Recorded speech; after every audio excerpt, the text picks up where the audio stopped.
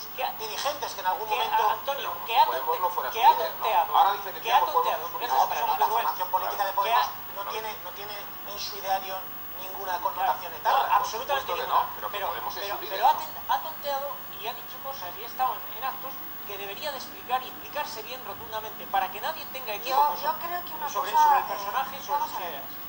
Cogiendo algunos de los argumentos que he escuchado, Esperanza Aguirre ni nadie, ni ningún dirigente político puede acusar a alguien de pertenencia a banda armada sin ir a la fiscalía. O sea, ya está bien. La derecha de este país se ha pasado... Más o menos ayer le dijo a la fiscalía que actuase, ¿eh? La derecha de este país se ha pasado 20 años acusando a todo pichiruchi de etarra. Ya está bien, no puede ser.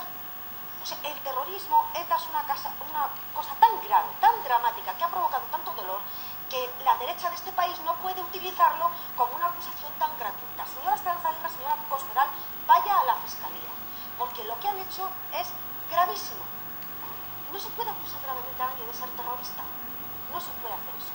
Y de pertenecer a ETA. Dos, que el principal partido de este país, en votos, en diputados y que gobierna, se pase el día hablando de Podemos, es que los van a convertir en el principal partido de este país. Coincido con Carmelo, que es que le están haciendo una campaña, me parece impresionante, que la número 2 del PP, desde la sede de Génova, se dedica a hablar de Podemos, que han sacado 5 eurodiputados, de acuerdo, pero oiga, que tampoco tienen 10 millones de votos.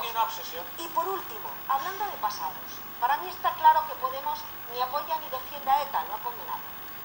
Vamos a ver, que el Partido Popular se ha negado a condenar la dictadura franquista en el Parlamento español.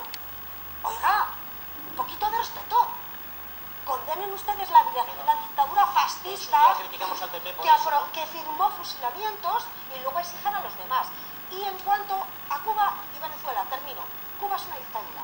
Venezuela, recuerdo, tanto Chávez como su sucesor han ganado unas elecciones democráticas, válidas.